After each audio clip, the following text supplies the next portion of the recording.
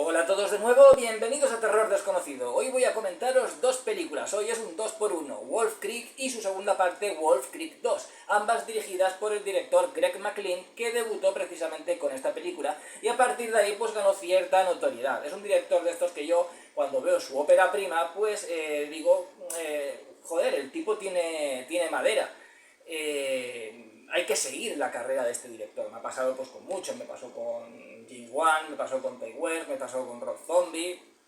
O sea, hay muchos directores que ven su primera película y dicen, joder, pues este tipo, la verdad es que se maneja bien, hay que seguir la carrera de este director. Últimamente lleva tiempo que no hace nada, pero sí que es verdad que tanto Wolf Creek como Wolf Creek 2 son dos peliculones. Luego hizo En Territorio de la Bestia, también muy buena, y ya con la Blumhouse en Estados Unidos, porque el tipo es australiano y sus películas, las tres primeras son australianas, pero ya en Estados Unidos debutó con la Blumhouse con la película El Experimento Belko. Una película que no está mal, no llega a gustarme del todo, no llega a ser una película que sea santo de mi devoción, pero está bien, por lo menos la temática, el argumento, lo que cuenta, pues está bastante bien.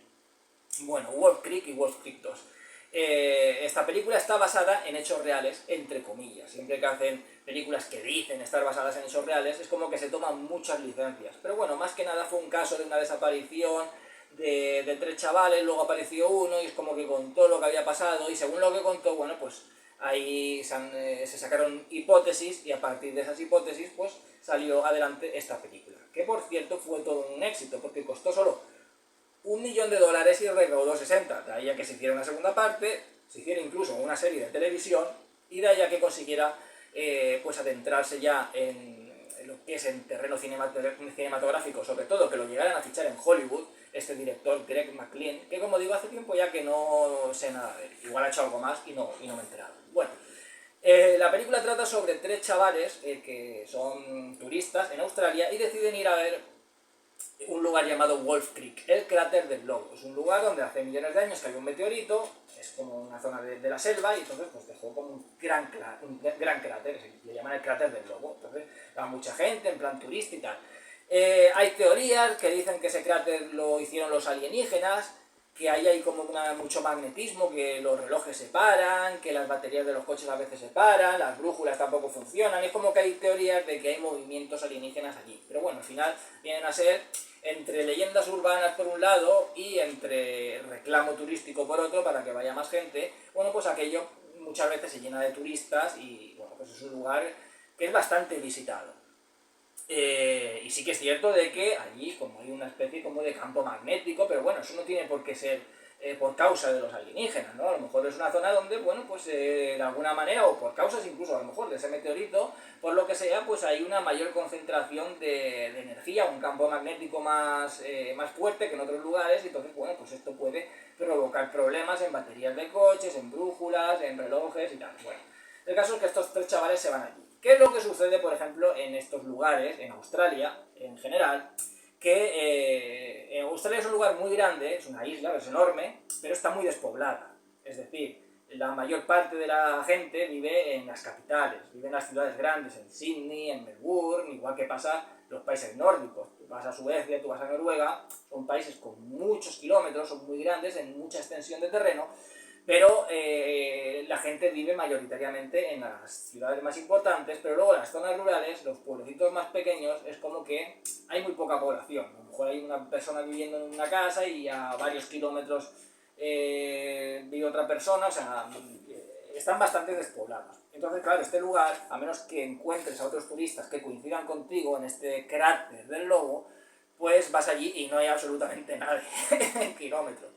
¿Qué pasa? Que cuando llegan allí estos chavales, a la hora de irse, la batería del coche no funciona, como ya bueno, pues contaban esas cosas de que a lo mejor podía fallarte los relojes, las brújulas, la batería de los coches y se encuentran allí perdidos en ese cráter del lobo. El caso es que, bueno, pues los recoge un tipo que vive por la zona, un tipo que al final se ha convertido, se llama Mick Taylor, interpretado por John Jarratt, que hace el mismo papel en las dos películas. Y con estas dos películas se ha convertido en un nuevo icono del cine de terror, ¿no? Por lo menos yo lo veo así, porque es una especie como de cocodrilo Dundee psicópata. O sea, esta película tiene, es un American Gothic, bueno, American Gothic, Australian Gothic sería más correcto, ¿no? Pues es una película australiana, pero el término del subgénero es American Gothic, que es meter gente de ciudad, sobre todo gente joven, sobre todo gente de a lo mejor de un mismo país, aunque en este caso, bueno, pues de gente de fuera, de un país extranjero, pero gente de ciudad, gente que es como más moderna, que tiene un tipo de pensamientos, con gente totalmente arcaica, anclada en el pasado, gente que, bueno, digamos que es una contraposición cultural, ¿no? Dos culturas totalmente diferentes, y como digo, generalmente del mismo país, como se veía en La Matanza de Texas, como se veía en Las Colinas Tienen Ojos, y al final se ven enfrentados esas dos culturas, una cultura como tan anclada en el pasado, tan poco evolucionada, con esa otra cultura pues que es como más moderna, más abierta, más evolucionada, pero a la vez más frágil, no tiene ese sentimiento quizás de supervivencia que tiene esa otra cultura, más arraigada a sus raíces, no han perdido tanto las raíces. Y esta película, bueno, trata de eso, pero también pues, podríamos denominarla como un slasher, porque casi todos los American Gothic tienen ciertos elementos de slasher. Y han creado este asesino, que es el típico australiano, que vive en la zona de selva, como pues cualquier persona que viva en la América profunda, o en cualquier país en lo que es en las zonas rurales, pues aquí es la Australia profunda, la Australia rural selvática. Entonces es un tipo pues como Cocodrilo Dandil, pero es un psicópata. Pero la manera de expresarse, la manera de gesticular, parece un tipo un guasón, pero pasa de la guasa, pasa del cachondeo a ponerte tenso, ¿no? De momento está jijijata y de repente a lo mejor dice algo que dice, porque los ingleses, porque hay uno de los chicos que es inglés, y claro, ingleses y australianos están un poco picados, porque Australia en realidad en su día fue una colonia inglesa donde los ingleses mandaron a los presos que les sobraban de las cárceles que estaban tan aglutinados, en las cárceles del Reino Unido, bueno, pues al final los mandaban a Australia, y en realidad se puede decir que fue una colonia que al final se independizó, se convirtió en un país, pero fue fundada por presidiarios del Reino Unido. Por lo tanto, ingleses y australianos están ahí un poco como picadillos. Entonces es como que de repente está jaja, riji, no sé qué, tal, qué guay, Inglaterra, y luego de repente, pero es que los ingleses los creéis que no sé qué, los... Coño, y es como que estás ahí de guay y de repente la cosa se pone tensa. De repente ves que es una persona inestable, ves que es cambiante, ves que pasa de la risa a la agresividad en segundos. Y está muy bien realizado, esa manera de hablar, manera como de palurdo, de persona que no tiene estudios, pero a la vez que sabe desenvolverse en la selva, que es una persona que tiene como las cosas muy claras, lo que tiene que hacer, no se corta un pelo a la hora de hablar, no se corta un pelo a la hora de decir lo que piensa, no tiene filtros de ningún tipo, cosa que la gente de ciudad, pues sí, para no ofender, a este le da igual ofender, le da igual todo, se la suda. Este es un tipo que vive en la soledad y está acostumbrado a vivir de la caza y al final pues él es lo que es y se muestra tal y cual es. Y entonces es un personaje muy carismático, de la primera película te quedas con el personaje y luego en la segunda también, entonces es como que al final se han creado, podrían haber hecho más secuelas, aunque hubiera sido una tontería, de hecho que yo también vi una tontería hacer una segunda parte, aunque me encanta la segunda parte, me parece muy buena, por eso comento las dos, pero si hubieran seguido haciendo películas seguramente la cosa hubiera flojeado, pero sí que es verdad que hubiera tenido más peso como un personaje icónico del terror moderno este tipo. No ha sido así, pero yo sí que lo veo un poco, pues sí, como, joder, pues tenemos asesinos de todo tipo. Tenemos a un pescador en Sé lo que hiciste el último verano, tenemos a un soldado en el asesino de Rosemary, tenemos a un minero en San Valentín Sangriento. Bueno, pues aquí tenemos a Cocodrilo Dandy, asesino. Tenemos al típico cazador, persona de la Australia profunda, pero psicópata y asesino. Y entonces, bueno, pues empieza a mantener una caza con estos chavales. Empieza como de guay, que si los va a quitar, que si tal, que si se queden en su casa a comer y luego los lleva a tal sitio y les traerá una grúa para el coche y tal, pero bueno, lo que quiere es matarlos, es un psicópata, motivo ninguno, simplemente quiere matarlos, pues son extranjeros, él odia a los extranjeros y a la vez quiere matar. Y bueno, disfruta de la caza, en vez de cazar ahora animales, bueno, pues va a cazar a estos tres chavalillos. Lo bueno que tiene esta película es que se van viendo como diferentes partes, como si fuera una película de antología sin ser una película de antología. Se va viendo cuando huye uno de los chicos, un poco como la historia de esa persona que huye, lo que le sucede con este psicópata, lo que le pasa a la otra persona que también ha huido por otro lado. Es como que estos tres jóvenes, pues al final se va viendo cómo el asesino, en diferentes líneas temporales, va yendo a por cada uno de ellos. Entonces está muy bien cuando se ve pues el chaval, lo que le pasa al chaval, luego se ve lo que le pasa con el asesino a la chica, en fin, se va viendo todo y al final pues se unen esas tres vías, esas tres historias, esas tres persecuciones, al final pues se unen al final de la película. También lo que tiene esta película es que en Australia tienen, será por la luz, cada país al final tiene un toque cinematográfico. Tú ves una película, por ejemplo, francesa y notas el color, la textura, todo que es francesa, cuando es española lo notas, cuando es italiana lo notas, a menos que quieran jugar un poco al despiste y parecer una película que sea estadounidense y tal, generalmente se suele notar un poco la nacionalidad del lugar. Ya no por el tema técnico de las cámaras ni nada, sino más bien yo creo que por el tema ambiental, el tipo de luz. Bueno, pues en los lugares nórdicos se ve como una luz más apagada en las películas, igual que en Canadá. Y aquí en Australia tienen pues una iluminación como muy amarillenta, muy, no sé, es un poco parecida a la iluminación que hay en México, en las películas mexicanas. Entonces le dan un toque especial, aparte de el bajo presupuesto, que a este tipo de películas les viene muy bien, y esta película, yo creo, si no me equivoco, que está rodada en 16 milímetros, al igual que se rodó la película de La Matanza de Texas. Entonces tiene grano, tiene como ese tono amarillento, como digo, del típico de las películas australianas, y luego tiene ese tono de bajo presupuesto, ese tono como sucio, como amarillento, aparte de todo el salvajismo que hay en la película, que nos recuerda mucho ese cine de los 70. O sea, esta película nos hace recordar La Matanza de Texas, nos hace recordar Las colinas tienen ojos, La última casa a la izquierda, o sea, ese cine de los 70, sucio, salvaje y directo. Y la película cumple al 100% con ese propósito. Porque si te dicen que es una película de los 70, la verdad es que pasa por una película de los 70. Esto es complicado, que hoy día te dice, bueno, esta película está ambientada en los 70, quiere parecer, pero no lo llegan a conseguir del todo, ¿no? O de los 60, de los 70, de los 80, algunas más, algunas menos, pero no llegan a conseguirlo del todo. Pero, por ejemplo, con el tema del cine de los 70, el que sí que lo consigue es Rob Zombie. Tú ves La casa de los mil cadáveres, sus dos películas de Halloween, la de esta de El retorno de los malditos, o la de The Lord of Salem, que esa ya tiene quizás a más a finales de los 60. Tiene ese toque, de verdad, tiene ese toque. De hecho que Halloween 2 sí que la rodó en 16 milímetros.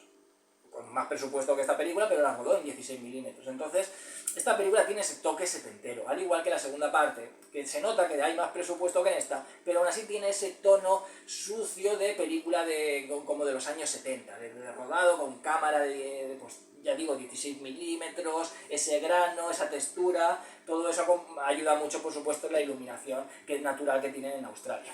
Como digo, la película fue un grandísimo éxito, es una película que pues es muy salvaje, no excesivamente sangrienta, porque pasa igual que con La Matanza de Texas. La gente piensa, La Matanza de Texas, o más recientemente en Saw, la primera de Saw, que es súper sangrienta, que tal, que cual. No, en realidad es más lo que ha hecho la película para que tú lo tengas aquí metido en la cabeza de que es una película sangrienta, pero en realidad no lo es, son muy salvajes, muy bestias.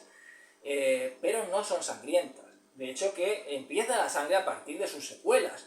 La Matanza de Texas 2 sí que es sangrienta, a partir de ahí las secuelas fueron sangrientas, el remake es sangriento.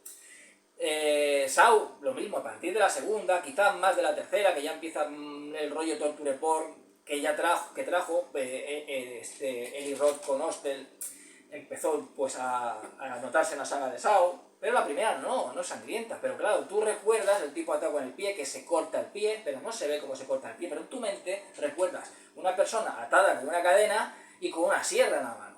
Y en La Matanza de Texas recuerdas a un tipo con una sierra mecánica, recuerdas a alguien que le han enganchado de un gancho, pero tú nunca ves cómo le han clavado el gancho. Pero en tu mente sí que sientes que has visto clavar un gancho. Ahí está la magia de las películas, que hacen que en el recuerdo se quede algo dentro de ti que es diferente a lo que te han mostrado, pero te ha sugestionado para que parezca que tú has visto algo que realmente no has visto, sino que te han sugerido.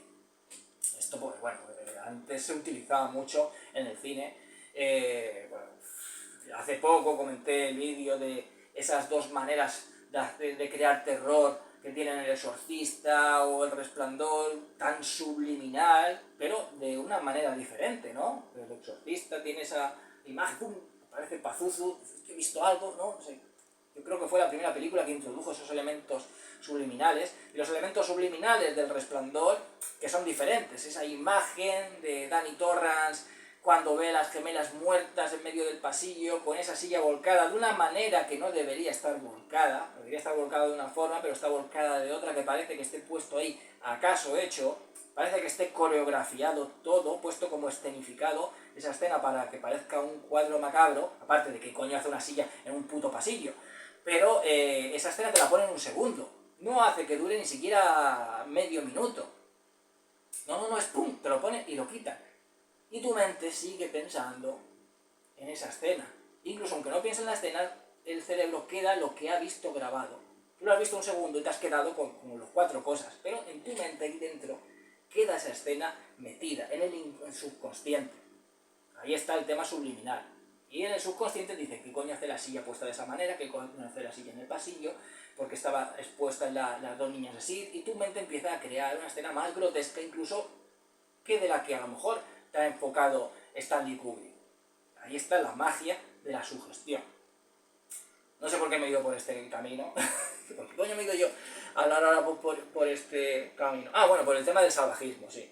Bueno, pues esta película, la gente a lo mejor pensará que es más sangrienta de lo que es, pero no, es muy salvaje, pero no es excesivamente sangrienta, que sí que tiene sangre, ojo, pero no es excesivamente sangrienta. Bueno, la película es del año 2015, como digo, tuvo un gran éxito, coño, pues 1 millón, y recaudar 60, bueno, pues había que hacer una secuela, como digo, luego hasta incluso se hizo una serie.